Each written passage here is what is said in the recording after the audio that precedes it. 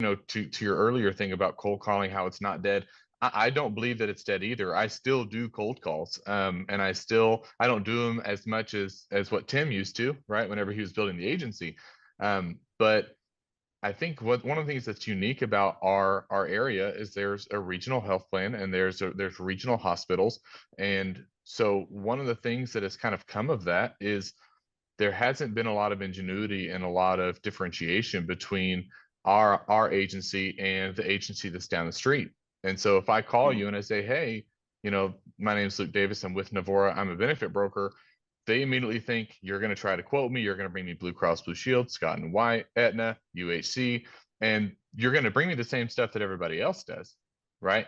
And so if you immediately assume that, I've already lost before I've really gotten a chance to tell you. But on LinkedIn and on Facebook and on our social media platforms, where we're saying not only what we're doing differently, how we're doing it differently, but also we're showing our passion for bringing change to business, bringing change to the healthcare industry in our local community.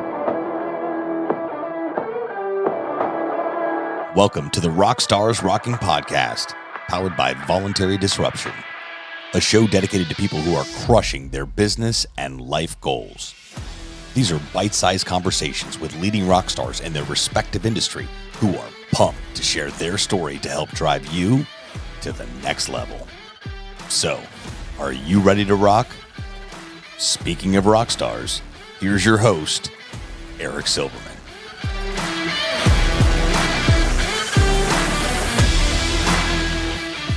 Hey everybody, welcome back to another episode of RockstarsRocking, where you know it. I say it each and every episode. I only have the finest, the most incredible rock stars rocking it out in their business and daily life. And this week, I promise you, is no exception. In fact, it's very, very rare that we have a duo as an interview on the podcast at the same time. And I'm super pumped because not only is it a duo, but this is a father-son agency duo. Everybody, let me introduce you to my new friends, Tim Davis, founder and owner of Navora Benefits, and he's also the mayor of Temple, Texas. I got to tell you, Tim, I've never had a mayor on the show, so that's going to be super fun.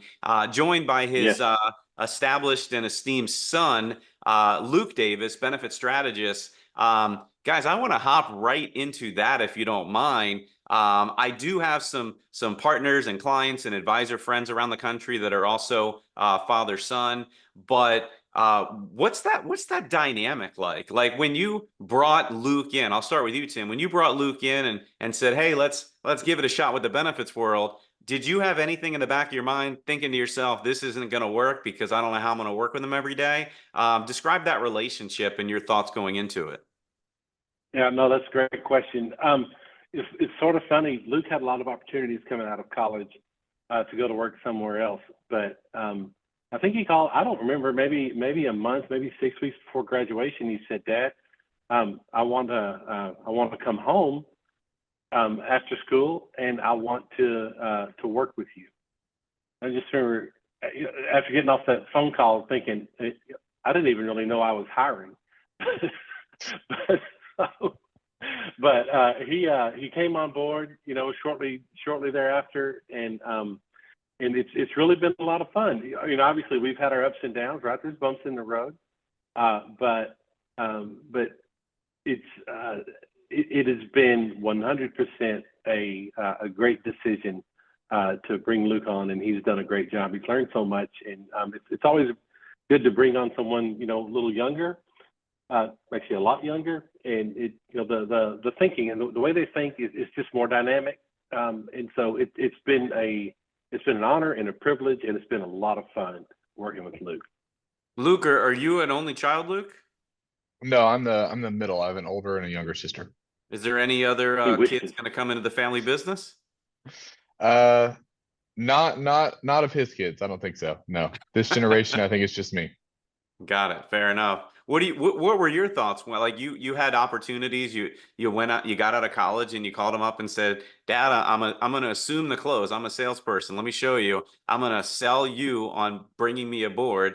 What were your thoughts? What was it about benefits and the insurance world that kind of got you excited to give it a shot as a career? To be honest, I didn't really know anything about the benefit industry whenever I gave Dad a buzz. I gave him a buzz 2 weeks before I graduated. Mm.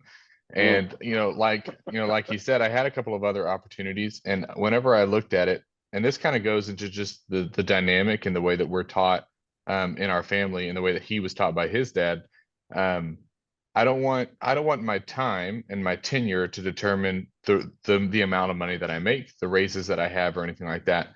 I want to be in charge of my own destiny, and that is something that is tried and true within the Davis family. Um, and so whenever I looked at the other opportunities that I had, everything was based on how long you've been there and not what you're bringing to the table. And so, I called him and I just asked him. I said, what does this look like? How do I rise? How do I get better? I mean, I know I'm the owner's son, but how do I earn my keep? How do I earn my way? Um, and he kind of spelled it out for me, and it sounded a lot better than what I was going to do. And so I decided I would give it a shot. I really didn't know much about benefits or insurance really at all whenever I came on board. Well, you laid it up there, so I have to ask, dare I ask, what were you gonna do? What was on your mind to do other than this? I have a degree in marketing analytics, and so I had a couple of offers from a couple of different firms, and even a local bank here to come on and do marketing analytics for them. Got it. Got it. Yeah, Yeah. and you're right. In that type of position, you most certainly would have started out based on tenure, and you would have had to work your way up that corporate ladder and prove yourself. So I like what you said about that. Now, Tim, you've been in the business now. I think you told me before we hit record, 25 years in the insurance benefits world, Right. specifically in the medical side and every benefit for the last 15 or so. But you being, and please don't hang up the podcast. I'm gonna say something. I hope you agree. You being a little more old school, probably. You kind of Yeah. more set in your ways originally. Can you describe what that dynamic is with Luke and what he's bringing to the table to open up the eyes of your entire agency to not just for clients that are existing to show them new ideas, but for new opportunities for new employer groups that you meet? Right. That's a great question. Being old school, I started the business in the spare bedroom at my home, Hmm. and I had a three-ring binder that had lead printouts on it, and I called it dialing for dollars. Right. I would get up every day and I would start dialing the phone, and I averaged 80 to 100 phone calls per day, and it took me 6 weeks to get my first appointment. It was brutal, but that's how you did it back in the day. And so, of course, you start working off referrals. The business begins to roll on its own, and then referrals come in. You get other opportunities. You're not necessarily dialing for dollars again. So whenever Luke came on with zero business, and he wanted to be a salesperson, and I paid him a low base, with the intent, but I paid a low base but a generous split.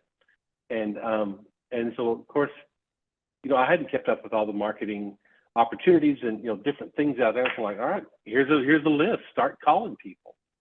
And it just doesn't work like that anymore. And he was very frustrated with it. And it took some time, and there were some struggles, and there was some early morning conversations before everybody else would come in about what I felt like he was doing wrong, and then he would tell me what So no, Dad, that actually doesn't call me Dad at the office, and no, Tim, that's not how things are done anymore, and you, Tim, need to come into the current times. And that's kind of irritating when your son and one of your salespeople is telling you, no, old guy who owns the agency who writes my checks, you're wrong. Uh-oh. But no, it's good because he's smart and he is capable, and I believe in him. And so through those conversations, we changed things at the agency. And I often joke I think it's a joke. My employees think it's true that I'm to the point now where I'm probably the least useful person in my office. But that's why you hire young, smart people and let them go, and that's what we've done here. And Luke was the beginning of that. Well, it's interesting because I can totally appreciate both sides of the spectrum.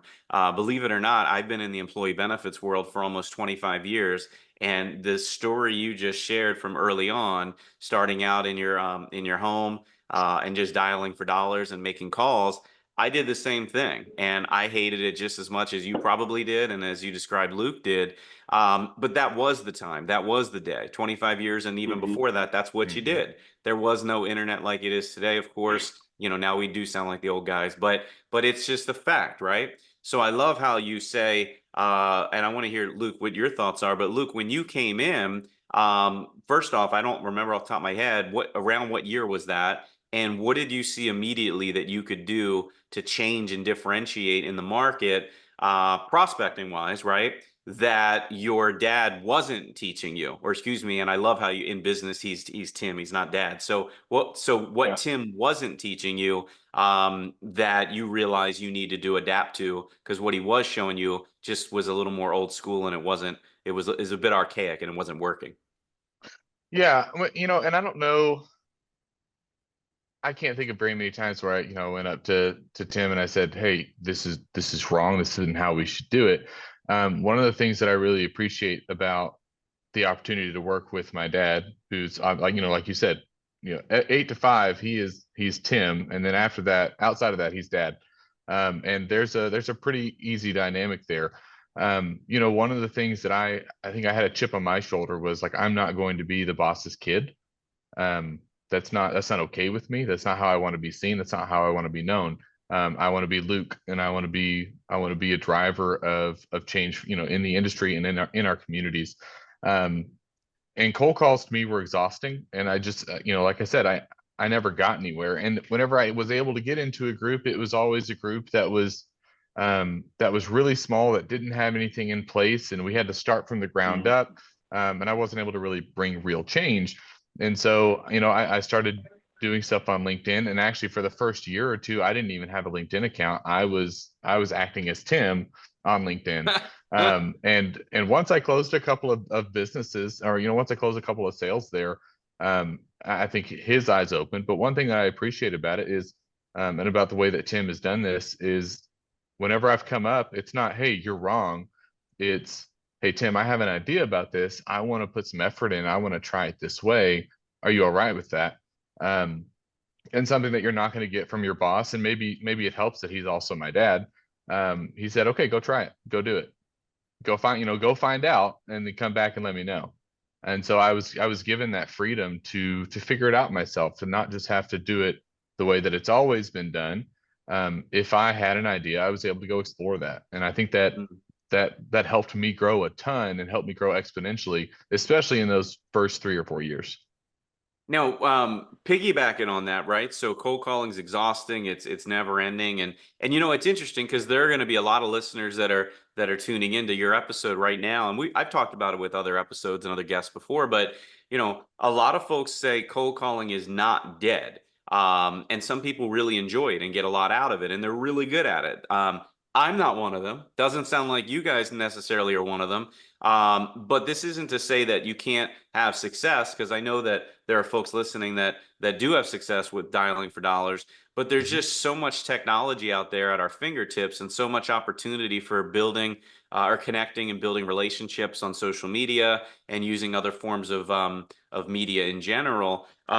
This is for either of you. Have you found any specific success with respect to reaching out and building, or starting and building a relationship with folks in your market that you believe you could certainly help with when it comes to employee benefits?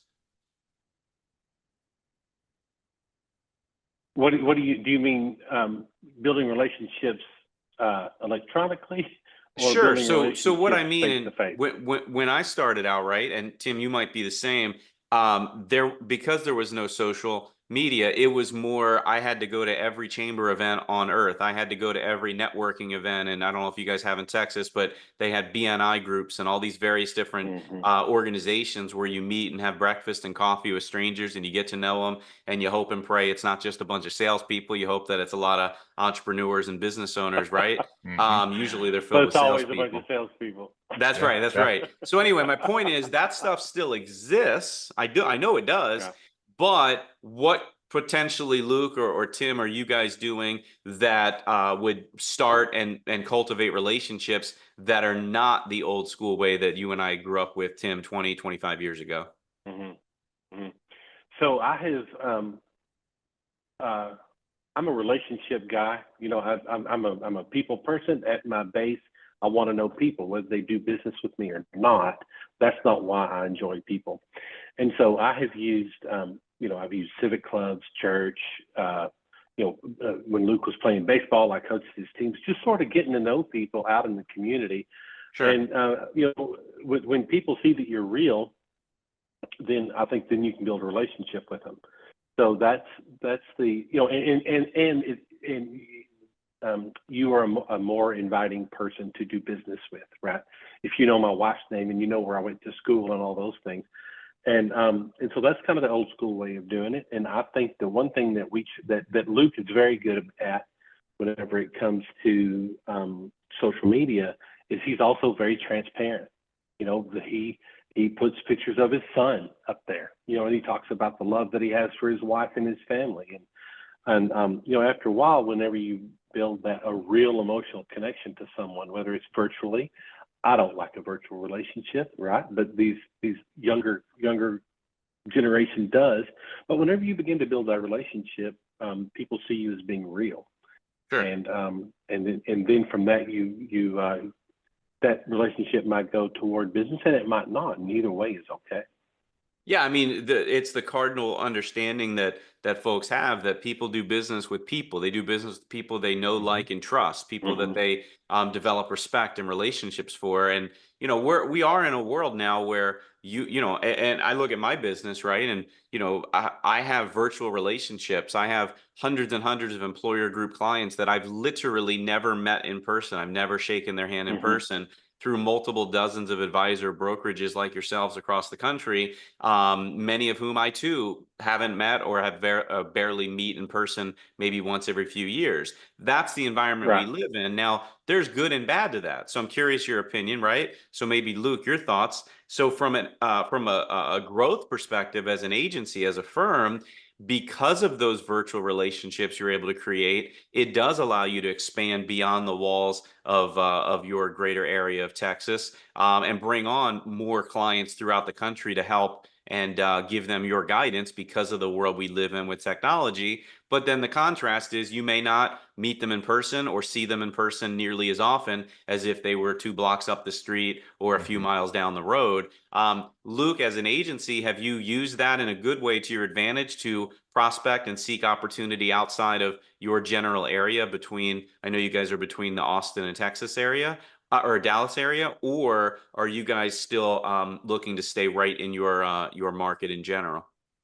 I mean, it definitely has stretched our capabilities as far as, you know, from a geographical standpoint. I would not say that we necessarily focus there. You know, like you know, to Tim's point, I'm an extremely transparent person. I want to tell you not only what I can do for your business, but also why I want to do it for your business, and Sure. how our team is focused on our community. And we as a family, and we as a business are extremely community centric and community focused. And so I'm not necessarily just focused on the Temple community, but I live here in Waco. I'm focused on the Waco community and the Clean community and the entire Central Texas community. And I think, you know, to your earlier thing about cold calling, how it's not dead, I don't believe that it's dead either. I still do cold calls, and I don't do them as much as what Tim used to, right? Whenever he was building the agency, but I think one of the things that's unique about our area is there's a regional health plan, and there's regional hospitals. And so one of the things that has kind of come of that is there hasn't been a lot of ingenuity and a lot of differentiation between our agency and the agency that's down the street. And so if I call you and I say, hey, my name is Luke Davis, I'm with Navora, I'm a benefit broker, they immediately think you're going to try to quote me, you're going to bring me Blue Cross Blue Shield, Scott and White, Aetna, UHC, and you're going to bring me the same stuff that everybody else does, right? And so if you immediately assume that, I've already lost before I've really gotten a chance to tell you. But on LinkedIn and on Facebook and on our social media platforms, where we're saying not only what we're doing differently, how we're doing it differently, but also we're showing our passion for bringing change to business, bringing change to the healthcare industry in our local communities.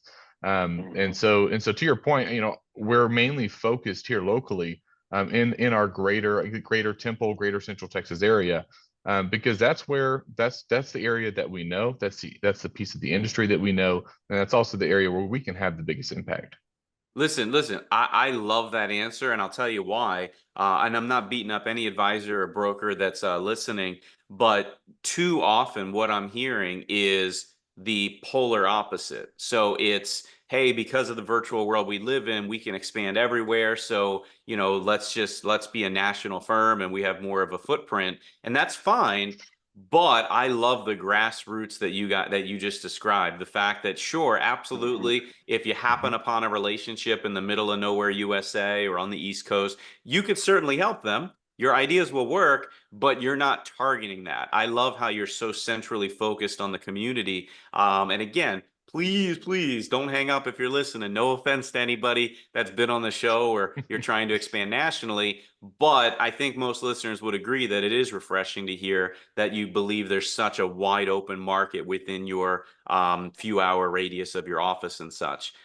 Tim, now when you brought in Luke, would you describe you as more of a that old school guy where you'd see your clients in relationships, you'd build that, you'd go to dinner, you'd have drinks, you'd go to golf, but it was typically just renewing their benefits over and over? Did potentially Luke bring in some innovative ideas to really move the needle with respect to how you're truly able to help your longtime clients? Yes, he did. I hired a person right before Luke came on. I built this agency. I started it from the ground up, literally. I had never worked at another agency before. I had my experience was working at Humana Health Plans. So I was a service rep with Humana for a number of years. I was traveling to Austin every day. My kids were young, and that just wasn't working for my family. So I quit working at Humana and opened an agency. And so right before Luke was hired, I hired another person who had worked at larger agencies before, and she came in and she opened my eyes to what's out there, as far as what other agencies are doing, some best practices. Again, I developed everything on my own. That was it. And then so she really had an impact on the business, opened my eyes to what we were doing well and what we were not doing. There were a lot of things we just simply were not doing that we needed to. And then shortly after that, Luke came in, and those two together have propelled the business to a point that I don't think I was capable of getting it there. And so I am a free range boss, and what I mean by that is you need to go figure it out. I figured it out, and so whatever your job is at this agency, you need to go figure it out, how it works best for you, and so that doesn't work for every employee. But Luke and this other person that I brought on, Jeanette, I think you've talked to her maybe before too. Those two together have combined very well. In my heart, I'm not a coach.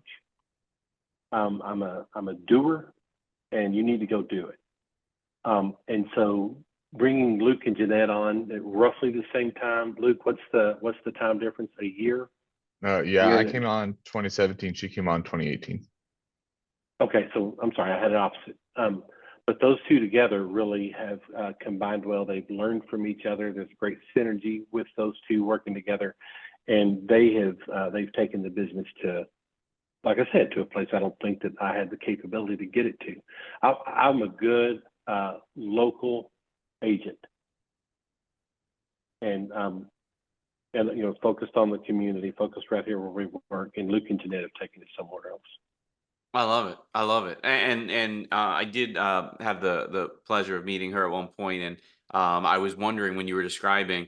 I was going to ask you if whoever you were describing was still around, but clearly she Yep. is, and that's incredible. Yep. Let's talk about your journey into into what you guys now call Novora benefits, right? Before that, you were badged locally as the Texas Benefit Alliance for all those years. Was that something that sparked in your mind, Tim, where you're like, hey, we need a refresh or an update or a change? Was that something, Luke, you brought to the table and you had to sell him on? Maybe he was or wasn't open to it. Can anybody describe that dynamic? Because being somebody myself who's gone through a brand change after so many years, it's a heavy lift. It's quite the significant brain power you have to devote to that. Yeah, Right. that was Go ahead, Luke. well, that was a 3-year journey, is what that Wow. was. I it popped in my head, and we were in Seattle. We were actually at our first Q4I conference, and we were in Seattle, and I remember we were in our hotel room, and I floated the idea out before the conference started. I don't know why it popped in my head, but it was, we're an open idea shop, and so if you have an idea, let's talk about it. So I floated it out there, and I remember Tim going, "What? Where did this? And What? real Why?" quick, when you said you floated the idea, was it just the idea of change or the Yep. idea of actually Novora as a name? No, it was just the idea of, we may want to change our name. Got it. And then it was funny, the very first presentation there was about Salt Margin and the folks over at Salt Margin and how I love they, Kevin and them. They've been on the yeah, podcast. Shout out yeah, Kevin they're and Wendy fantastic folks. and all those guys and Kevin. Yeah. And so they, Yep. and so, Tim was really inspired by the way that they kind of changed their name, and that kind of opened it up. And so we kind of discussed it for a year. And then whenever we decided, okay, let's dive into it, it took us another year to maybe even year and a half to come up with the name Novora. And then it took us another that was 6 months brutal. to a year. Yeah. And that's not Tim's thing, is sitting down there, really diving into who we are, what we're trying to do, what our values, what our true values are, and redefining those. And I mean, it was a 3-year journey, and it was not easy. There were definitely ups and downs during that time. There were times that were kind of tense, but we finally came to it. We finally came around to it. And then, March 4th of 24, we rebranded and launched as Novora. We've gotten some questions like, hey, did you guys sell? Are you guys, did ownership change? We're like, nope, everything's the same. But Novora is kind of a compound word that we came up with. It's Nova Aurora, which in Latin is new dawn. And so our goal, especially kind of going back to what I said earlier, Central Texas as a whole has been plagued by the fully insured BUCAs for decades. And it's time for something different. And there's a darkness, in my opinion, in my eyes, over the Central Texas area whenever it comes to health insurance. And rates are continuing to go up. Employee out-of-pocket cost is continuing to go up.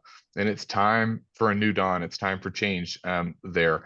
And that's what we're trying to bring to our communities. That's the impact that we're trying to have. And so Novora just spoke to that. And so, like I said, March 4th, we launched it. Brilliant. I love it. And Tim, tell me your first reaction, right? He kind of hinted at it, but hey, Tim, hey, Dad, we should maybe consider changing our name. What were you thinking?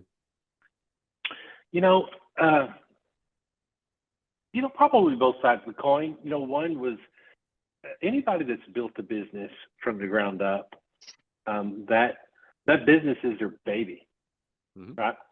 And so some of that was what do you mean that you think that we need a refresh? And because in a way you're changing my baby, and I'm not excited about that. But on the other hand, we have all seen businesses that didn't adapt, right? Blockbuster comes to mind. Sure. those kinds of places. And yeah, and you realize that the world is moving faster now than it ever has, and in 5 years it'll be moving faster than it is now. So a refresh is required. And so I was open to it. It took me a while to get there, coming, because if you're going to it, I'm 57.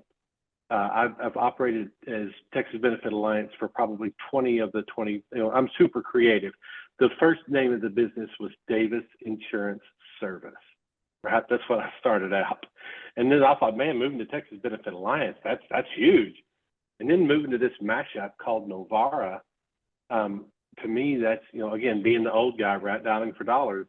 That's a big change for me. But I realized we needed a refresh, and I realized that Luke was dedicated to what we were doing, and that this wasn't a short time. This wasn't Luke was here for the long haul, and at some point he'll own this business, and he needs to be able to put his stamp on it.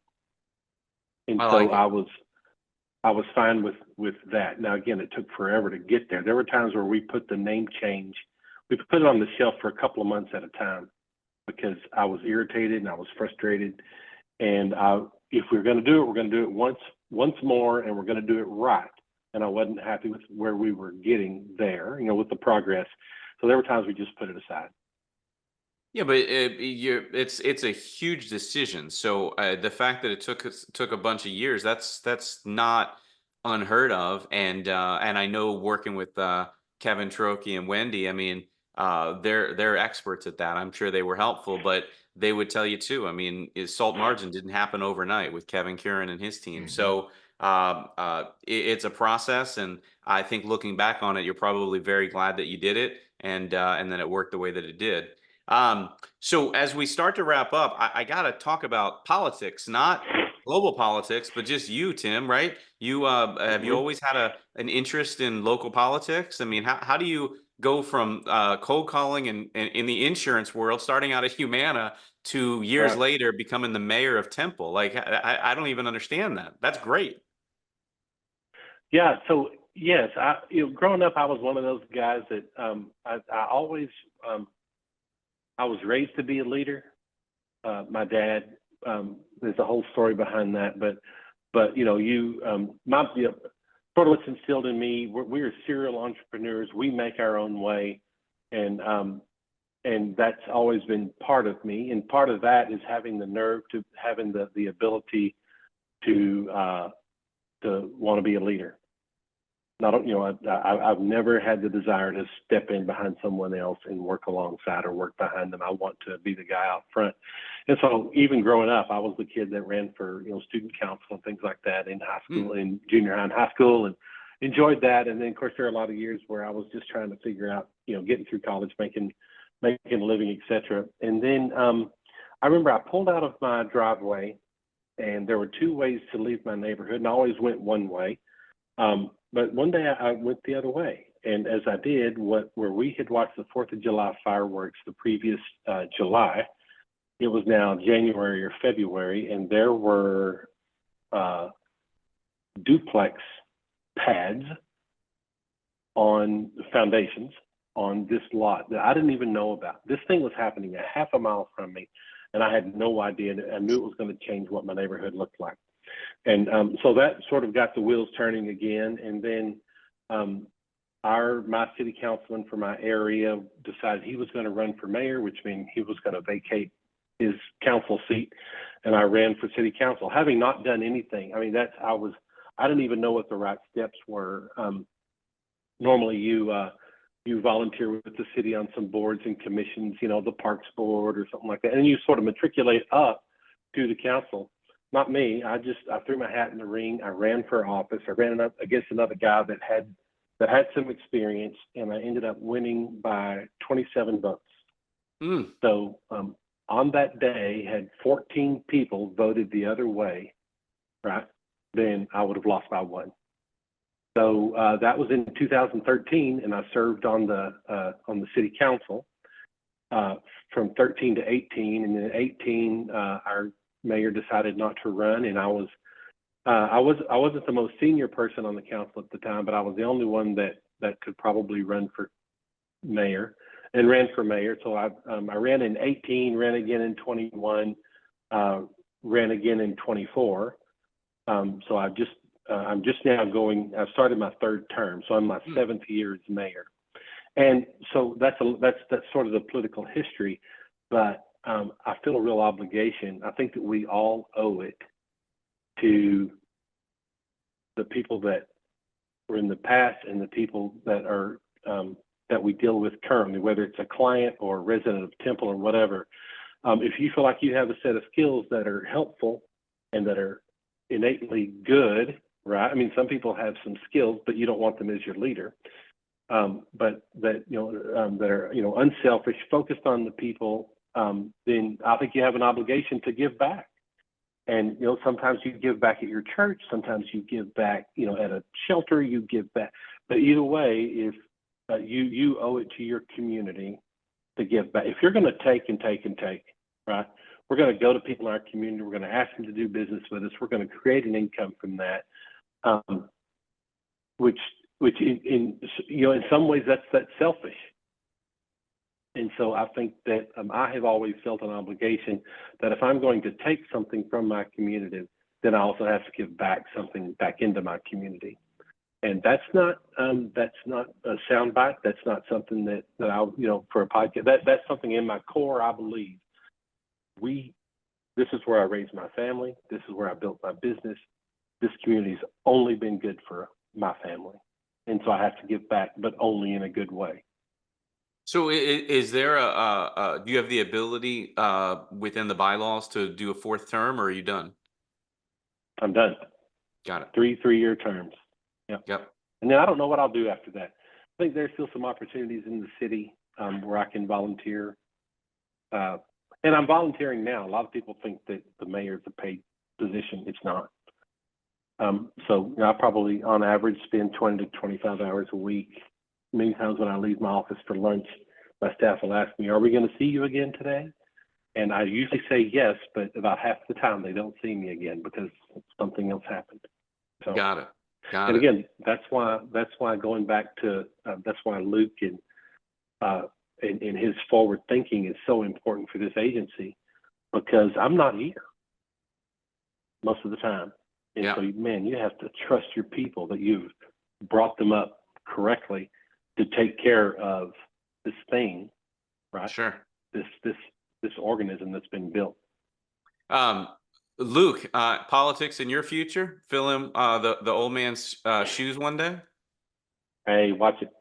Man, I don't know. I'm involved. I'm the president of our local neighborhood association here. Just from my neighborhood area. And so I'm involved in my community through my church and through that association. I do see you do see the politics locally, and it's kind of cool to be able to hear about that stuff behind the scenes. I'm not going to say no, but I'm also not going to say yes, because that's not just my decision. My wife's got to sign on for that too, because it's a lot. Sure. It is. And it's taken a toll. I've seen it take a toll on him, not necessarily a bad way, but it takes time. And that's time that he doesn't spend at the business. That's time that he doesn't spend with my mom. Right. And so I don't know, but it's not off the table. I've had the pleasure of knowing and meeting many folks in the local political world where I'm at, and even around the country. And a lot of times they've described it as often a thankless business, kind of like an umpire in baseball or a referee in football. They're either your best friend or they're not, based on how you run. So it is a tough job, and I respect that you're doing it. And even more so, like you said, not everybody realizes it's a voluntary position. So you run, and then you're putting all these hours in for the betterment of yourself and the community and your people, but you're not getting paid for it. So thank you for doing that, to any mayor and any township and executive doing that. Guys, what I've always said, and this may be sort of corny, but I believe it, is it's too much work to do for $50,000, $60,000, $70,000, $80,000 a year. It's too much, but I'll do it for free. And so that is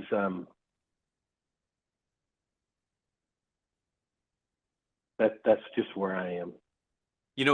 That reminds me, is a great place for us to wrap up. It reminds me of entrepreneurship, in that there's, and I'll butcher the exact quote, but often people will say that they're not willing to work 40 hours for somebody else for 50 grand a year, but they're willing to work 100 hours for themselves and maybe make nothing.